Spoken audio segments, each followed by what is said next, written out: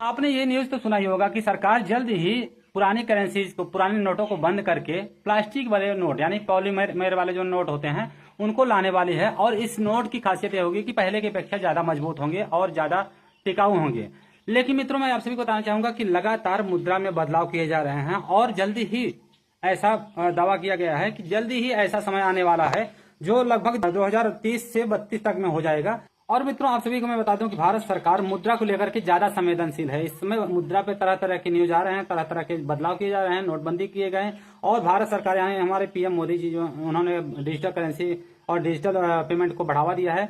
आप सभी जानते हैं कि 2014 से पहले लोग जो है कोई चीज खरीद फरोख्त में कहीं भी केवल ऑफलाइन पैसे दिया करते थे, लिया करते थे। लेकिन तब से लेकर के 2014 के बाद से लगातार ऑनलाइन पेमेंट को बढ़ावा मिला हुआ है और डिजिटल पेमेंट को ही बढ़ावा मिलते जा रहा है।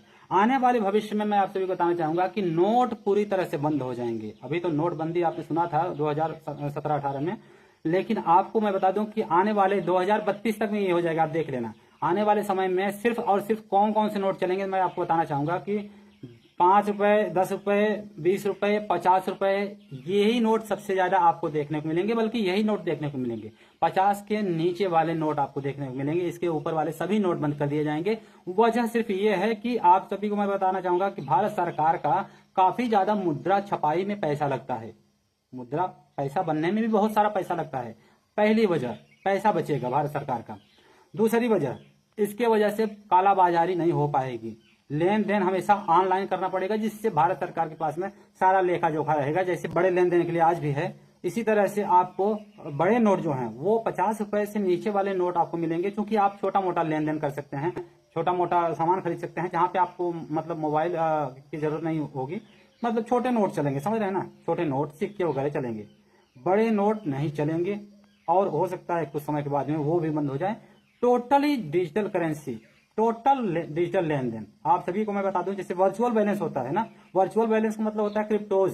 क्रिप्टो का मतलब होता है कि जो वर्चुअल बैलेंस होता है, जो आपके हाथ में ना आए लेकिन आपको उसका वैल्यू होगा। मतलब समझ रहे हैं आप, जैसे जैसे इस समय सबसे ज्यादा महंगा क्रिप्टो कौन सा है, तो भैया आप सभी जानते हैं कि बिटकॉइन से ज्यादा महंगा तो कोई है नहीं।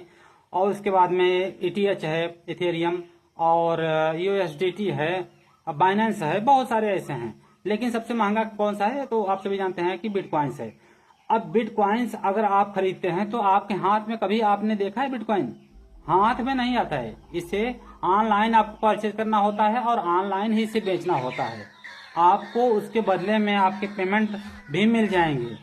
50,000, 1 लाख, 10 लाख आपके रुपए के खाते में आपके आ जाएंगे। लेकिन आपको बिटकॉइंस या कोई भी क्रिप्टो आपके हाथों में नहीं देखने को मिलेगा।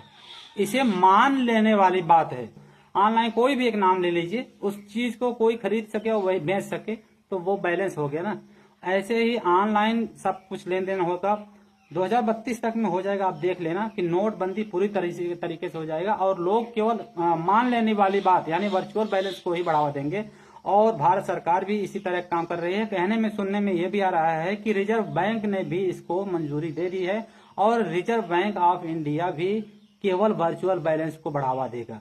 यानी पैसे के लेन देन खत्म। इसे कहीं एक दूसरे जगह पे, एक दूसरे बैंकों में पहुंचाने में काफी सुरक्षा रखना पड़ता है, काफी जिम्मेदारी की बातें होती हैं। और नोट होने से लोगों को कालाबाजारी करने में सहायता मिलती है। पहला उद्देश्य है कालाबाजारी को रोकने के लिए, लोगों के जो पैसे के लेन देन है वो सरकार की निगाह में आए। दूसरा वजह है नकली नोटों की छपाई रुकेगी। तीसरा वजह है भारत सरकार का स्वयं का सुरक्षा और पैसे बचेंगे। जैसे कि नोट की छपाई में पैसे लगते हैं और रख रखाव में, एक दूसरे बैंकों में या एक दूसरे जगह पर ट्रांसफर करने में।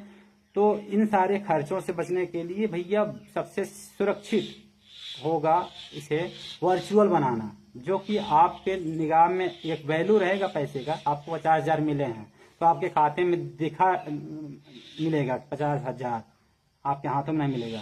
तो इससे फायदा होगा, जनता को ही फायदा होगा, ऐसा नहीं है। आम लोगों को फायदा होने वाला है भैया। और बड़े बड़े बिजनेसमैन को घाटा हो सकती है, क्योंकि वो इनकम टैक्स के दायरे में आ सकते हैं। तो अगर ऐसा हो जाता है तो आपको कैसा लगेगा, ये अपनी राय कमेंट में जरूर लिखना। मिलते हैं जल्दी किसी और वीडियो के सामने।